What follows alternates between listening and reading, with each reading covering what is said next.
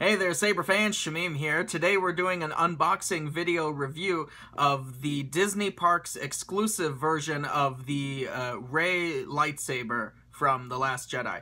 This is not the same as the Black Series Force FX Lightsaber that I reviewed and unboxed during Force Friday on September 1st. This is a Disney Parks exclusive. So it's only available at the Disney Parks. It's not available anywhere else. Whereas the Black Series is available at Target, Barnes & Noble, GameStop, you know, anywhere that you would find Black Series.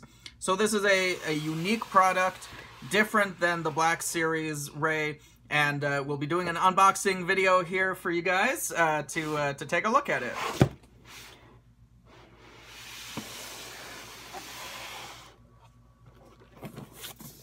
I really like this back section. You've got a lovely picture of Rey. You've got Star Wars The Last Jedi from the film The Last Jedi.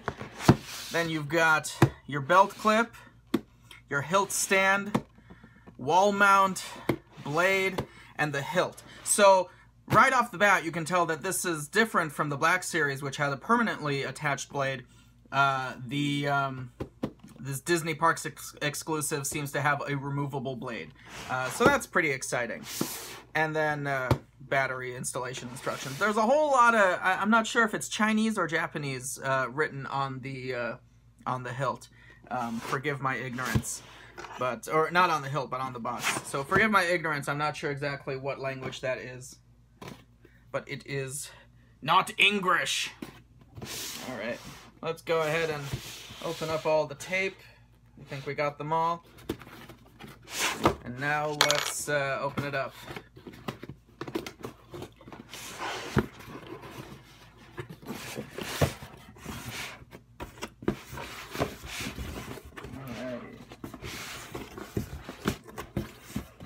Fold down the box a little bit. There we go. Now we can see what's inside.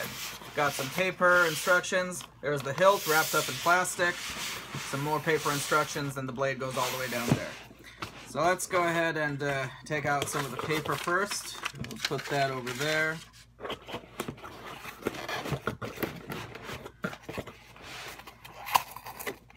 Pop open these styrofoam things, and then we can get the hilt out. Alright, let's move the box aside for now. We'll take a look at everything else in there in a little bit. A bunch of styrofoam on there. So here we go. This is the saber. It's a much shinier finish than the Black Series. It's almost chrome. Not quite.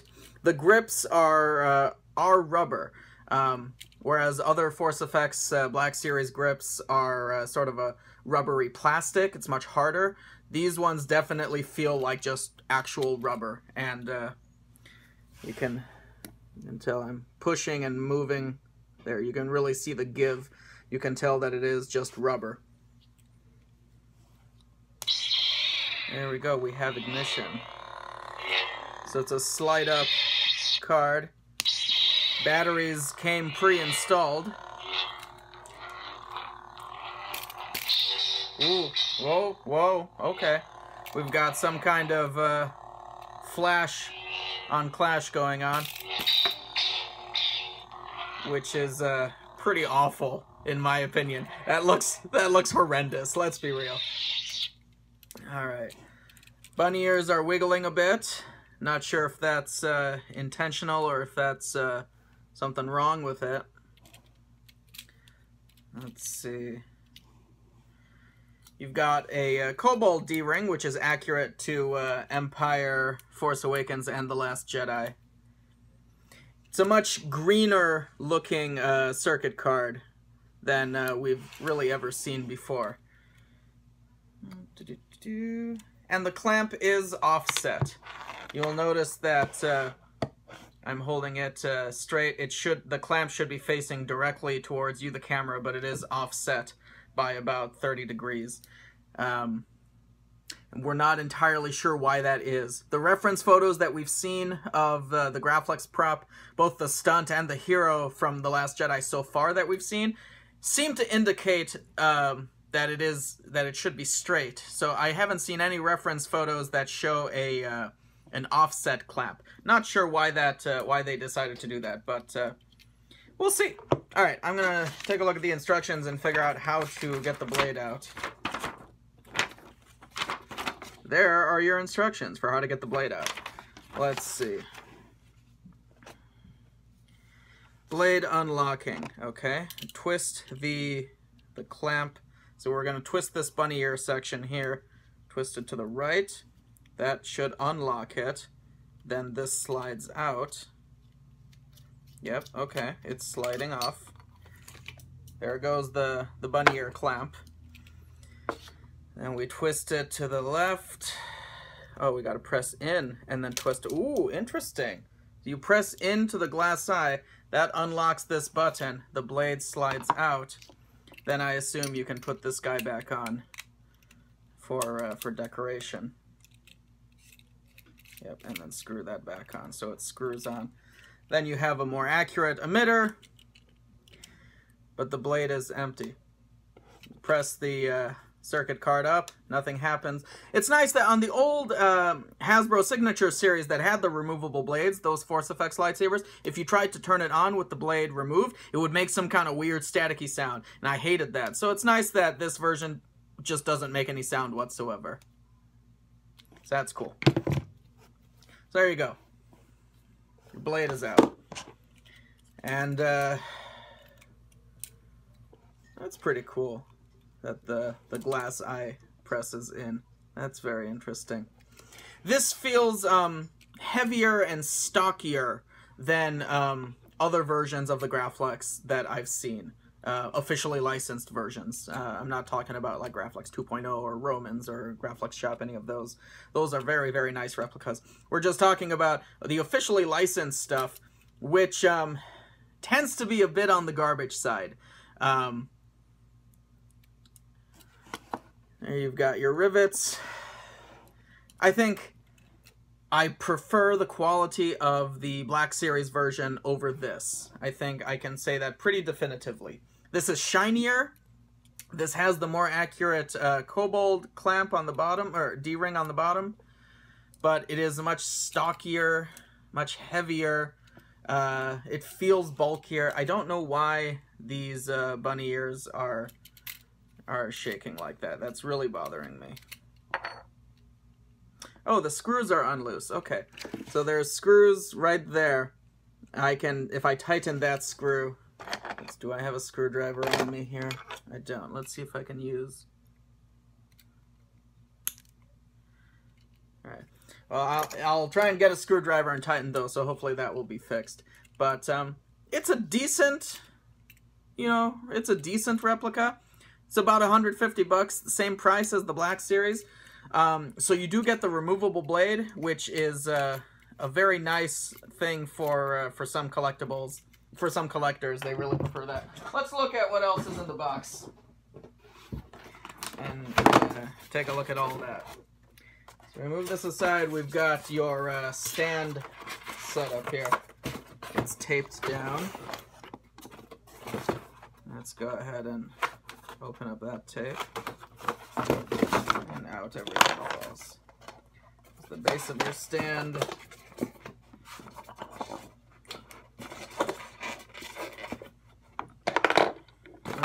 Anything else in here? Yes, there's more stuff over here. Let's just go ahead and open all this up with my X-Acto knife go. Okay. Here's your belt clip. You press that in and then you can clip the, like so. So clip that onto your belt. That's pretty neat. And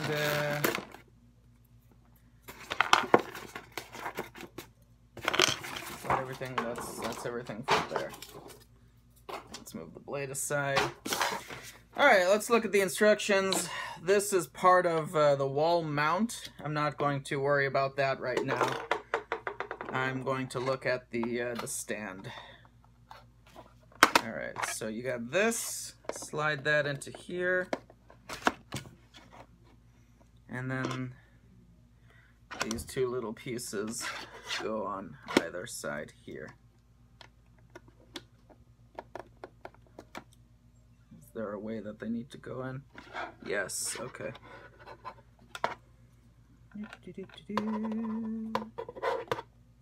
There we go. One side clicks in, and the second side clicks in. And it's got a little felt pad down here for it to stand on, which is pretty nice. So there you go. This is not bad. I like this. This is a very nice inclusion. If you're gonna have a removable blade, to have a nice display stand for it. That's a pretty cool feature. I like that. I approve of that.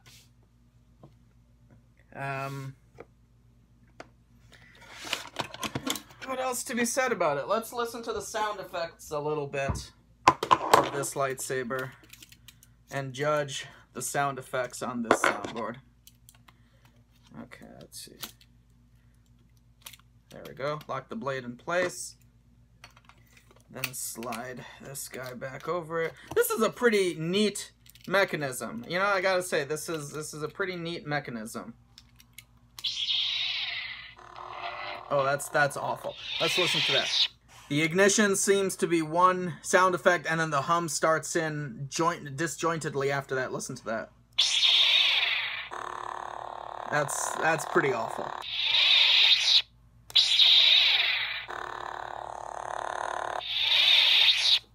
So, I am not impressed with the sound at all.